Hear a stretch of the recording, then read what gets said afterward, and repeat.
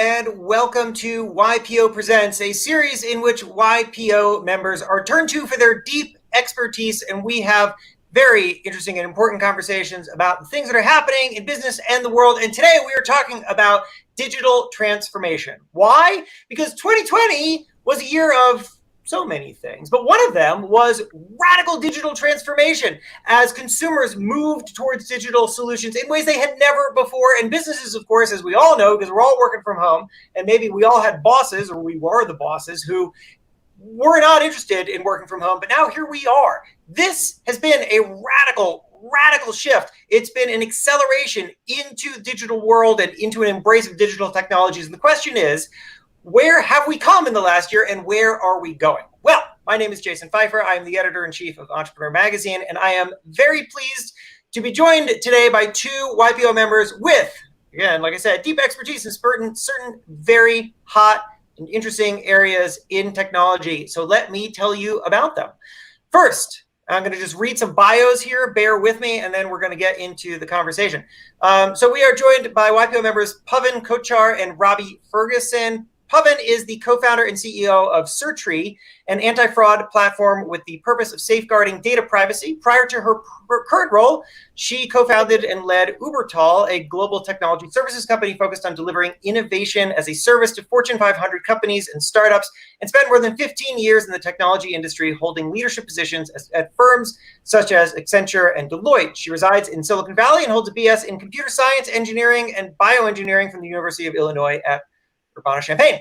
I think I have that pronunciation right, but you can tell me otherwise. Robbie was featured in Forbes 30 Under 30 in 2019 and is currently the youngest member of YPO globally and the co-founder of iMMUTABLE, owner of the highest grossing blockchain game in the world and makers of the digital asset exchange Immutable X, which scales the Ethereum blockchain's transactions per second from 15 to thousands. Robbie, you will have to explain what that means. I'm reading words that I don't entirely follow. Immutable's ownership is to create the high-frequency asset exchange for everything built on blockchain technology, starting with video games. So, Pavan and Robbie, thank you so much for joining us.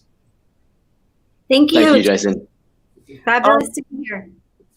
So before we get started, I want to remind everyone who is watching that we will be taking questions throughout.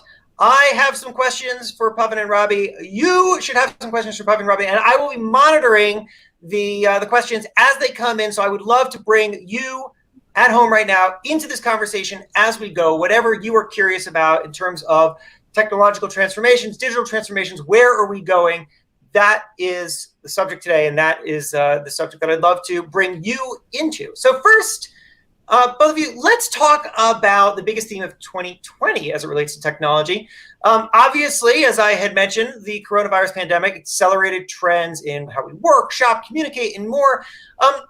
Talk to me about what effects it had on your industry and whether you see what interesting changes, you can go beyond your own industries if you'd like, but what interesting changes have you seen that you think will be permanent, that aren't just some kind of shift for now from 2020 and until we all are vaccinated, but what have we seen that's really going to have a lasting shift on how we work and how we consume? And Pavan, I'll go to you first. Sounds good.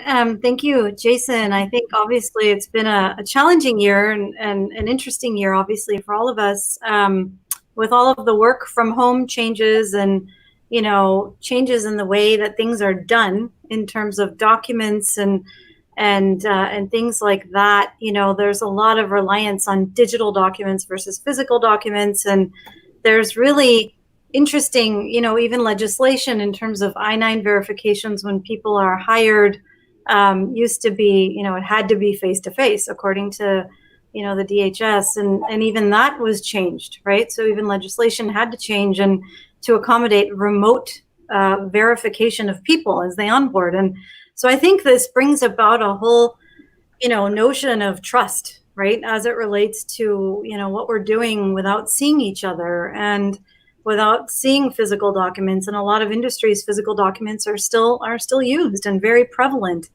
And so, I think digital documents can easily be falsified, and there's a lot of things can be tampered with. And so oftentimes I think trust becomes even more important. So I think, and obviously this, this relates to my industry for sure, is trust is going to become more and more interesting and more of a category in terms of identity, in terms of building trust among organizations, among people remotely, because I don't think that's going to go away. And at the end of the day, it's more efficient in a lot of ways, right? So I think that will ensure that it kind of stays. Certree is an anti-fraud platform, and so obviously for us that, this has been a really interesting ride. If you look at the hiring process and how things work when somebody gets hired, wouldn't it be great to have your own verifiable documents ready to go that are truly certified and verifiable, and there's a great deal of trust. So I think that's one of the largest categories that I feel has sort of emerged, and I don't know that that's, I think it's been exacerbated by the things that went on in 2020.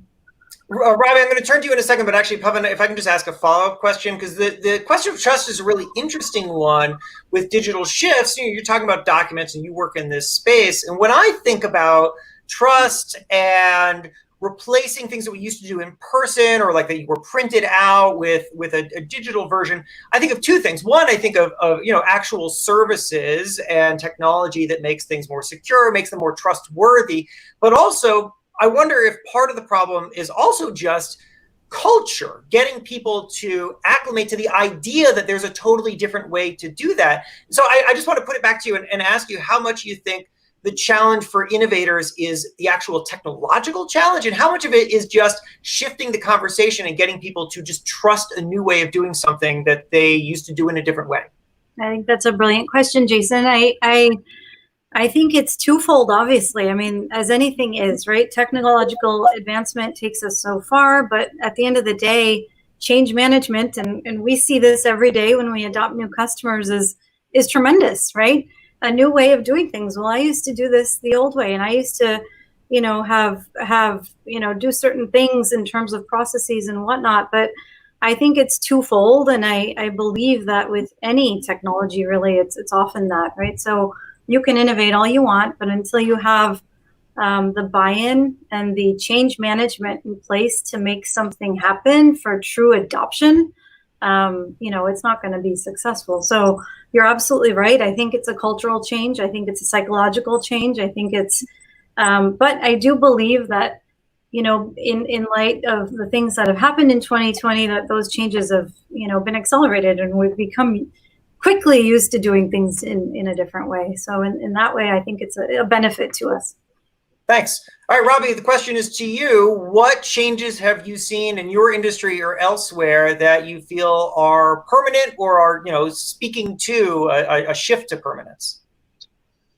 Yeah, I actually just want to touch on the fraud stuff for a second, because I see this from an angle of AI as well, which is we're moving to the point where we have literally synthetic generated AI voices that can be trained on your voice and then used to conduct a spear phishing attack on your family, where it's your voice calling your mum or your sister up saying, hey, send over these funds. And more broadly, I think that's a trend we saw this year, us moving to a post-truth world where the supply of content is just so insanely high. And eventually we're going to get to a point, 1 or 2 decades, I can make a video depicting anything I want with AI. Anyone doing anything sounds like them, and it would look like a reliable video. So what is truth? What is verifiable information in that world? We'll probably have to move to more, solutions like the one Pavan is doing, where we're relying on some hardcore piece of technological infrastructure to guarantee identities at the end of the day.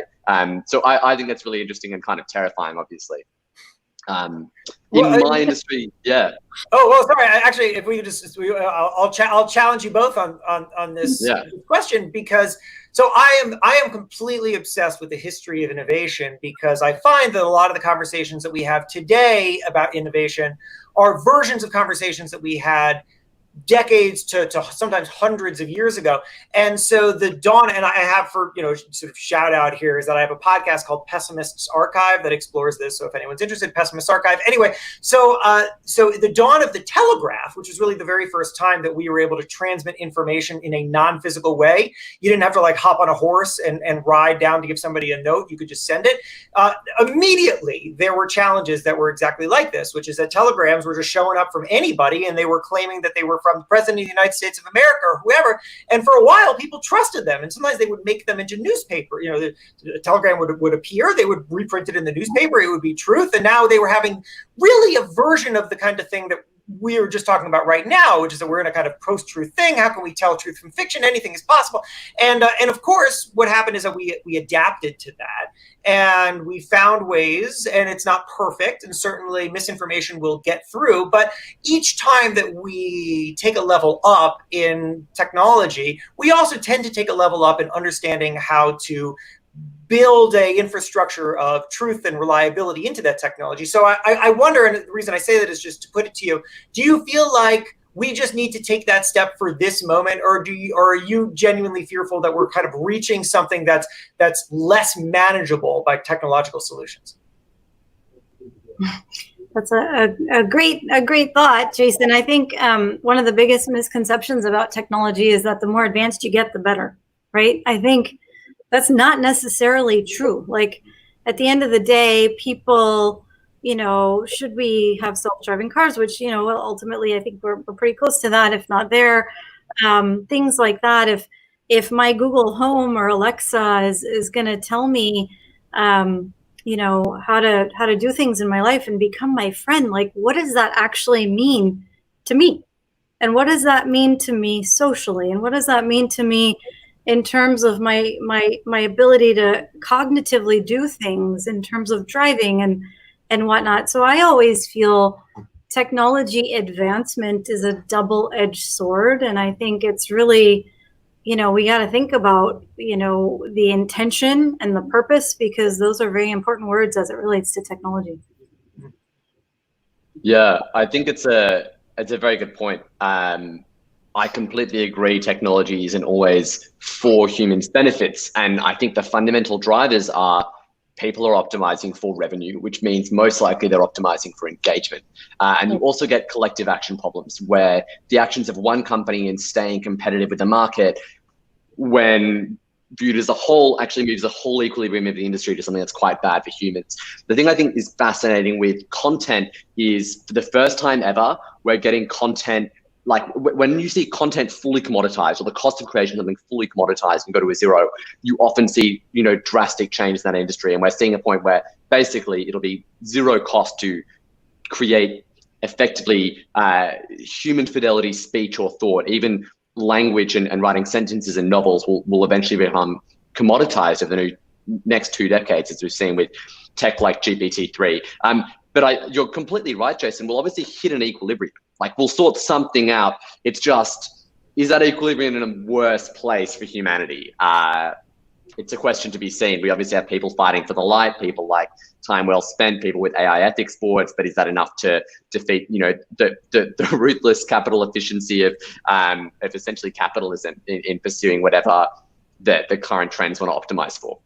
Right. Well, I think it's Steven Pinker who asks this question about, the filter is, are the problems that we have to solve today better than the problems that we had to solve yesterday? And is technology at least moving us towards that?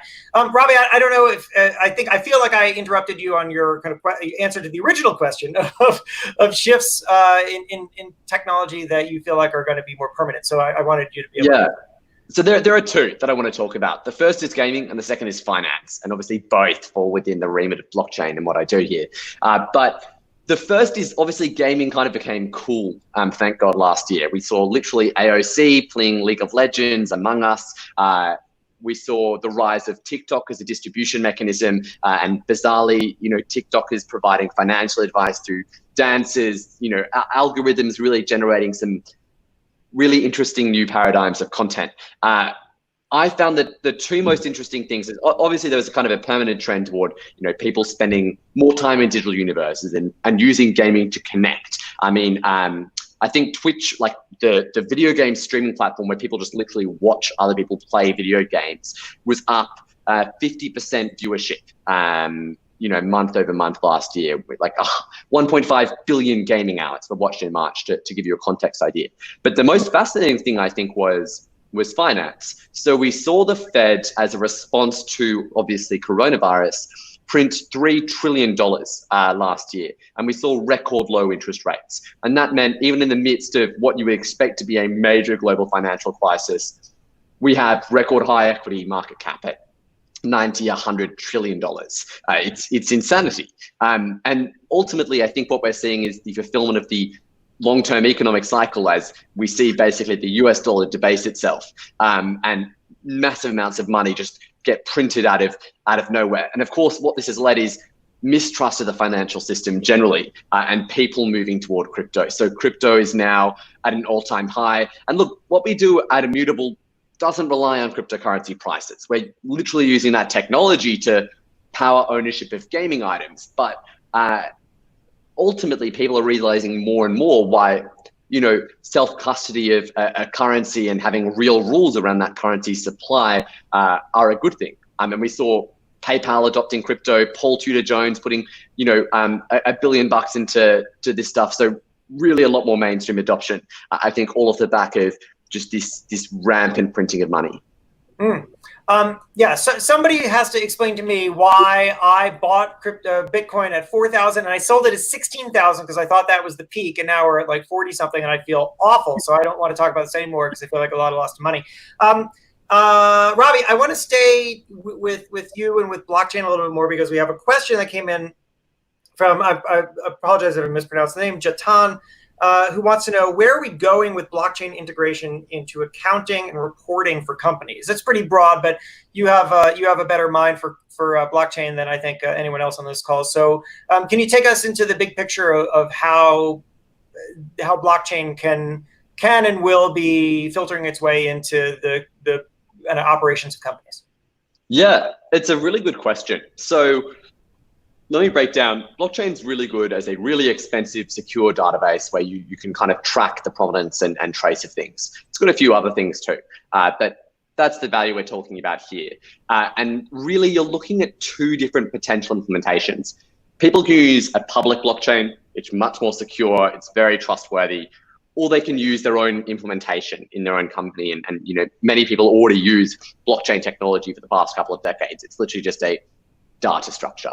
But the best example I can think of here is the ASX, so the Australian Stock Exchange, is actually looking at putting all of their record keeping and official announcement purposes for basically securities-based announcements, which is all highly regulated, on the blockchain for this exact purpose, for perfect supply tracing of when these announcements go out, who they were said by, making sure they're all set at the precise right time, so investors have access to information at the same time. I think at the point you're getting basically a major stock exchange to look at putting their information on a public blockchain, you're getting to the point where there's pretty serious use cases and private companies are starting to look at it. Thanks. And by the way, I just took a question that was from LinkedIn. No matter where you are watching us, feel free, ask questions at any time. I'll bring them into the conversation. Pavan, I want to go to you and ask you about security. We talked a little bit about it before, but the thing is that everybody is transacting everything at this point digitally, and there's been a massive shift, and perhaps I think a lot of people fear that shift happened faster than the security infrastructure could catch up to it. So what innovations are you seeing now that are going to be particularly relevant for companies who are in some way or another interacting and transmitting private data and collecting information, and that you see either arriving here or coming in the future that people should be aware of? Yeah, so I think, by no means am I an expert on, very specific areas of security, but I will say that, if you think about it, 50% of data breaches happen when data is sent outside of the four walls of an organization.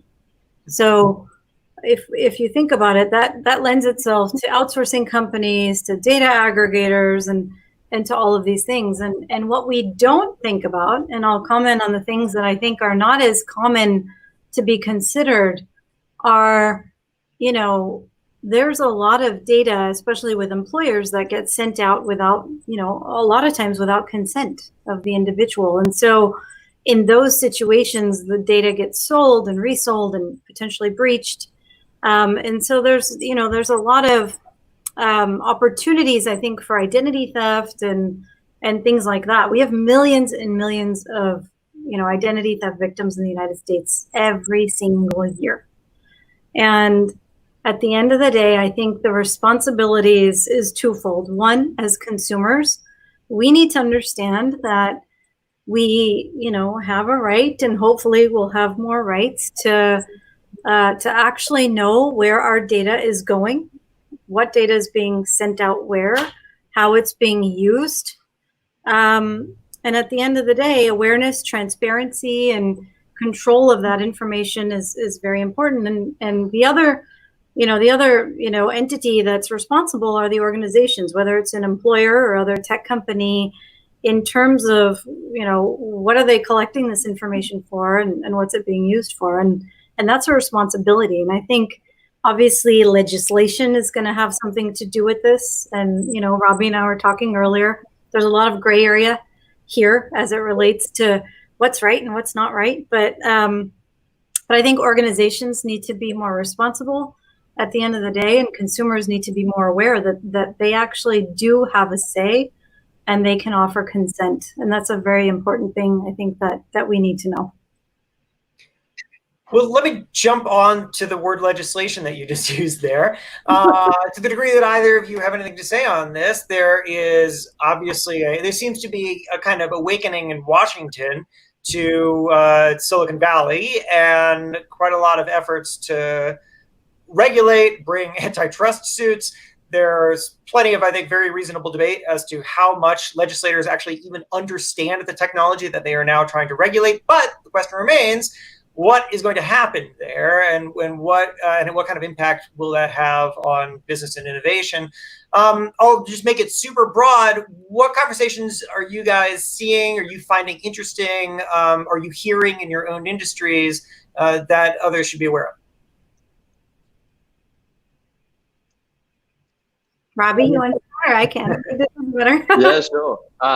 Obviously, one of the big existential threats to crypto is regulation, and whether or not you could actually stamp out these currencies is a very good question. In my opinion, this concept of being anti-fragile, which was popularized by Nicholas Tissette, which is things which actually benefit from chaos, they increase in value, fundamentally applies to Bitcoin. The more stuff goes wrong, the more people want something they know exactly, well, this is how much can be printed. No one can ever take my custody away from me. And that's why during periods of volatility, globally, we see price rises in these things. So I think that's quite fascinating, which if a government tries to crack down, maybe it dampens adoption for a short while, but in the end, do we just see it prop up in some other way? The really interesting thing is obviously the Chinese government would love to own a digital currency, as would other sovereign nations. And it's a bit of this bizarre arms race where none of them are willing to make the move right now, apart from a couple. But as soon as people start to say, well, yes, digital currencies are future, it's going to be a complete race to the bottom in trying to own whatever that digital currency is, which may potentially be the next, reserve currency effectively. So I think regulation is massive for crypto. And then, more broadly regarding tech, I think the big trend we've seen is a lot more deserved scrutiny over the power that tech companies wield.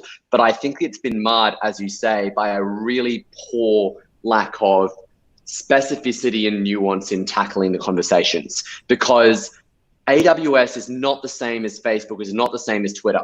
And I think the thing that's been ignored are two things. One is, as you become more a piece of core or public infrastructure, your obligation to the public should increase. So I think the decision for AWS to shut down Parler was actually a very different decision for Twitter or Facebook to censor the public profile of Trump, because AWS is effectively a piece of public core infrastructure. I mean, you really can't run your business without it, especially if you're as incompetent as the Parler engineering team. I hope I don't get nail bombed. But you know, with Facebook and Twitter and the lower down in the consumer application stack you go, these actions can be more justified. And I'm not taking any particular stance. I think it's a very complicated issue. There are lots of good points on all sides, but that's the kind of stuff that regulators, you need technocrats in office who know how to regulate around this stuff. I mean, so much, and I couldn't agree with you more, Robbie. I mean, so much of it is about context, and like a lot of times legislation, you know, I think it needs to consider context. We can see the adoption of, you know, CCPA and GDPR, and even in other countries, you know, India, China, adopting pretty tight privacy legislation now. So I think you know, it's the age of the consumer, which is great. And I think at the end of the day, we need to think about, you know, what the context of it is. For example, you know, again, I go back to like, you know, Google and Alexa listening to my conversations, and, you know, should my fridge know what medicine I take and I'm out of it, and now, you know, that needs to be refilled. At the end of the day, there's a context to that, right? It's telling me to refill it, but should that be used for other purposes? You know, it gets hazy, and the integrity of the tech company needs to be questioned. So I think there's a lot of room for additional context as we think about legislation. Right. You know, it's funny to the point of how legislators don't exactly understand the thing that they're legislating. My personal Wi-Fi network used to be called Series of Tubes, which, for anybody who knows that reference, is what Senator Ted Stevens, who is no longer with us, who I think oversaw some form of internet regulation, and he explained that the internet was not a dump truck, it was a series of tubes. So that is often what we're dealing with here, but you're right, certainly, that as we move into a more and more digital first world, the people who are building the tools upon which everything else operates suddenly have a kind of amazing power. And that makes people nervous, particularly people who like having the power for themselves. But I wonder what you think these companies, and, you know, large companies, small companies, because at this point, to go back, Pavan, to what you were talking about at the very beginning of the conversation, which is really about trust. You know, at that point, we were talking about trust in terms of, okay, people are going to start doing something digitally that they used to do in person. They're going to be transmitting documents digitally, and they used to do that in person. So how do you build the trust and ship them over? But there's also just the issue of, right, I have built a digital product. I need you to trust that I have good intentions. And therefore, you can continue to build upon the thing that I'm doing, feeling like I'm not going to take advantage of all the data that I'm collecting on you. And so I put it to either of you about how companies in the digital space can build that trust with communities, and what they should be doing to broadcast that their intentions are a public service. Another great question, Jason, and I'll jump in because this is what Certree stands for, and our tagline is Trust Redefined, which we believe that there's a whole new relationship that technology can have with people, right?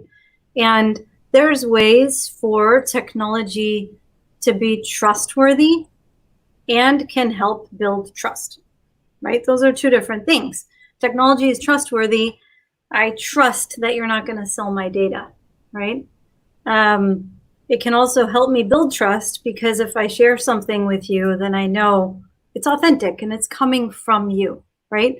So there's such I think, you know, and I feel this is the direction that tech has to go, and feel like it is going, is, you know, becoming trustworthy and trusted at the end of the day.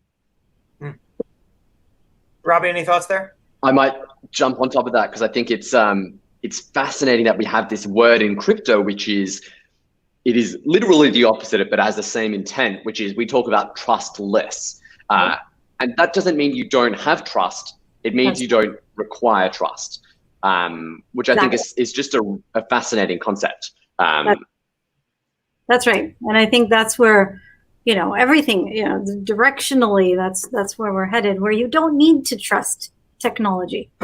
You know, it's not looking at your data. It's not reselling your data. It's not, positioning you for things that you never signed up for at the end of the day. Although there's an interesting shift that's happening, right? And by the way, I should just say, we've still got a few minutes in the conversation. If anybody's watching and has any questions, throw them in the comments, and we'll bring them into the conversation.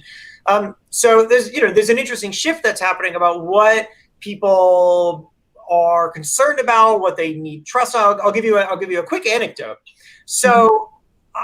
Privacy and how data is used is part of a broad cultural conversation around technology. And when you ask people specifically, are they concerned about it, they will generally often say yes. I'll offer my own bias, which is that I kind of don't care what Facebook and Instagram is doing with my data, because I understand that what they're doing is trying to show me an ad that's 5% more likely that I'm going to click on it. I just don't find that all that threatening. But all the same, I found in the world of journalism, which is where I come from, I've worked at magazines my entire career, and every time we have these editorial conversations. Oh, what are people concerned about? What are they interested in? Oh, we should do a thing on privacy, and then we do the thing on privacy, and nobody cares. Right? Readers, they say that they're very concerned about it, less so than they're taking any action on it. And so there's an interesting disconnect there, which is, I think, how you can see, a sort of Facebook world where data is gathered and gathered and gathered, and people will occasionally be concerned about it or express concern about it, but it doesn't really change their user behavior all that much. And what that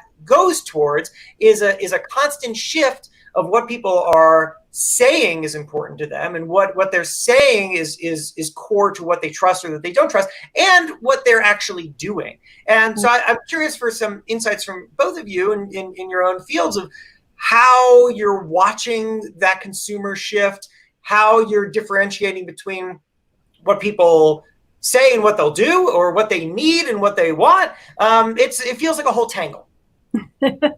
Jason, it is a tangle. I agree, and I'm in this space. So what we've seen is that, it's about awareness. A lot of people don't know. Did you know that most employers send their personal, sensitive information about you, your SSN, your date of birth, your work history, your income, all of that goes to data aggregators? Did you know that? Did you sign up for that? Did you consent to that? Most of us actually don't realize that that's actually happening. So, in the space that I'm in, a lot of it is about awareness and sort of exposing the malpractices of organizations that are sort of doing things that may not be in the best interest of all of us, right? As individuals, as employees. Employee privacy is a big thing for us. We feel that that's going to be something that, again, and it's all based, Jason, on awareness, more and more awareness. We just don't know. I don't know what happens to my conversations when Google Home listens to it. If I knew, I already kind of feel funny about it, but if I knew, maybe that would, change what I do, right, at the end of the day, because I don't ultimately know where that goes. Robbie, any thoughts? Yeah. My perspective on why people don't care is it's a convenience versus pain thing. The pain of losing your privacy is very incremental. Every time you use Facebook, you're revealing some preference about yourself, which is allowing them to build a more complete profile for you. In 20 years, maybe they can create some, completely accurate simulated version of you, or, start generating images of your, dream person to advertise you products. And that would make you feel deeply uncomfortable by it's death by 1,000 cuts. And in terms of the convenience, there's just such a high switching cost from moving away from these networks. And people use TikTok, and this thing is it is proven to be owned by, the Chinese government. And that stuff is terrifying, because I actually think one of the greatest threats is not just privacy, it's what form of cultural warfare, either intentional or unintentional, can be leveraged via these algorithms. And if you have access to these, and they've proven this with Facebook, you can literally change someone's mood and someone's underlying beliefs by changing the content they're showing, because you just 1% this day, 1% the next day, and you can suddenly bring them to an entirely new territory. If you control the algorithms that are literally, let's say hundreds of millions of US kids are watching every day, and you're the Chinese government, surely that is the vector of cultural. Surely that's worth investing a few $1 billion to make sure they grow up in a particular way or are sympathetic to a particular cause. And that's the stuff that actually terrifies me, is it feels like we're running this unprecedented, completely untested experiment of effectively like we wouldn't trial an unknown drug on, hundreds of millions of people simultaneously, but we're trialing unknown algorithms that are completely curating what they consume for hours a day. Well, that does not the phrase cultural warfare does not inspire a lot of excitement, but I'm going to shift. Although excellent points and things that we all should be, thinking about and perhaps terrified about. We have a few minutes left in the conversation, so I'm going to ask you two final questions, one technological related and then YPO related. So first, we've talked about a wide range of things that we are facing, that we're grappling with, and that in some cases we should be afraid of with technology. So let's end on more of an optimistic note. What bold predictions do both of you have about the state of technology that we haven't covered? What should people be looking towards in 2021? What innovations are you excited about? What conversations are happening? Just peer into the future to the degree that it's possible, both of you, and tell me what you see that you're excited about. And Pavan, I'll go to you first. Sure. I think a couple things come to mind, and I think the word empathy shows up, and usually we don't think about tech and heart-oriented stuff and empathy, and so I believe that there's room for, especially like in VR, the stuff that I'm hearing about and experiencing related to virtual reality, and like being able to really understand what somebody went through that was in a certain situation. We've had so much political and racial unrest in the last year, and I think there's been an emergence of research being done in the world of virtual reality, so that we can actually experience things the way somebody may have experienced. And I think that's tremendous. To me, I just I resonate with that, and it gives me goosebumps to know that we have that potential. I think the other thing that I would say is healthcare. Just given what we're all going through, I think there's a lot of advancements in healthcare records, and who knows what about us and how that's shared, and privacy and ethics related to that, I think are going to be very prevalent in 2021. And I'm very optimistic in terms of where that goes as well.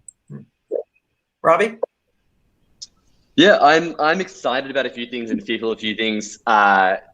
Long-term horizons, I'm excited about changing cultural views toward aging as a disease, because I think that as a society, we don't view it as a disease, which is almost a reaction mechanism to its inevitability. It seems like it may not be. And until we kind of view it as the necessary evil that, like the unnecessary evil that it is, we won't actually be able to make real public efforts to improve people's health span, which is something I'm excited about. I'm also very excited about AI, and GPT-3 was one of the big developments this year, as well as like DeepMind, basically, Google's AI company, beating decades of efforts at folding at home, at protein folding, which is crucial to drug discovery, cancer research. So we could be hitting exponential curve there. And I'm also really fascinated about how do we develop technology which helps kind of preserve our autonomy and preferences in a world where technology is increasingly taking that away from us. And I really see the future is people having personal AIs where you can say, well, look, let me spend 5 hours a week on social media, 5 hours a week in immersive virtual reality, whatever that is. Otherwise, we're just not going to be able to resist. We're apes, and we've created these incredible and incredibly addictive things. So we are apes. This is true. All right. Final question. You guys are YPO members. A lot of YPO members are watching, or people are considering. And so I ask you a personal reflection on your journey as founders and entrepreneurs, as members of the larger YPO community that includes more than 29,000 members in 142 countries. What do you feel are the benefits of being a part of an organization like YPO, and what can it do for founders, entrepreneurs, and business leaders like yourself? Well, we'll just go in reverse. Robbie, I'm going to throw it to you first. Look, for me, it's really simple. As a pretty inexperienced business person, it gives me access to just learning via osmosis from people who have had tremendous insight. And the thing I find interesting is, A, business is always the same, no matter how large your organization is, no matter what vertical it's in, all the problems are the same. And B, just from an emotional perspective, it's just been awesome to have that constant energy and kind of support from like-minded people. So yeah, I found it really helpful. And Pavan? My answer would be the same, very, very similar. I mean, I think, there's obviously just, it's about the people, being surrounded by people that have done these amazing things and have these experiences obviously lends itself to osmosis, as Robbie pointed out. More importantly for me, it's been about really the depth, and I'm in a forum, and so that whole experience has been extremely positive in terms of being able to share things that you wouldn't ordinarily share with other people. And so, that's at a very deep emotional level. And I think YPO lends itself to a holistic perspective of an entrepreneur. And that is very, very important, because it's a lot of our blind spots are not, I don't know how to build a sales team, but it's about, other deeper emotional things that your peers can often help you resolve. So that's been, I think, the biggest gain for me. Well, that's awesome. Hey, I want to thank you both for such a great and engaging conversation. Again, Pavan Kochar, co-founder and CEO of Certree, and Robbie Ferguson, co-founder of iMMUTABLE. My name is Jason Feifer, and thank you to everybody for joining us and engaging with us. If you enjoyed this episode, let us know by sharing it with your friends, followers, and connections. And don't forget to follow YPO on Facebook, Instagram, LinkedIn, Twitter, or YouTube, all the platforms, so that you can be one of the first to learn about our next episode. Everyone, thank you so much for watching.